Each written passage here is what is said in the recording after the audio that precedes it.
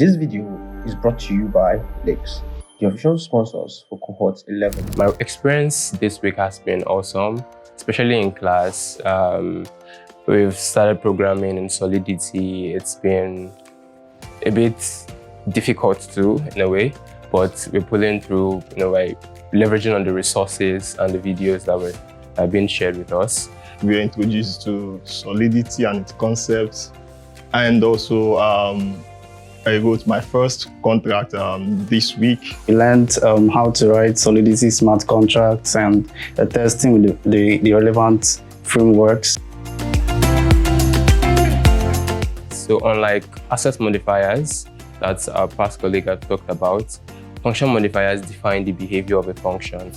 So there are three types. We have the pure, we have the view, and we have the payable function modifiers. So pure functions are functions that do not read from states, nor do they write to states. So they're basically used for calculating or for doing abstract things that would not involve writing to states or reading from states. So it does not modify the state of the blockchain.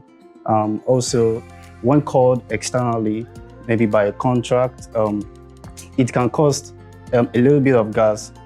Normally, it doesn't cost gas, but when called externally, it can cost a little bit of gas. But when called internally by a contract, it doesn't cost any gas. So that's one of the reasons why view functions, the needs why it's implemented in write a smart contract in terms of gas optimization. So a payable function is a function modifier that allows smart contracts to collect Ether. Now, Ether is the native currency of Ethereum.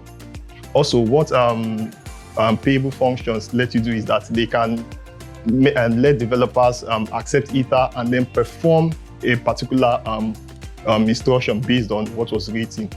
Now, a basic example of that is a payable function that can collect Ether for donation for a fundraiser. So for more updates on this, kindly like, subscribe, and share. Bye.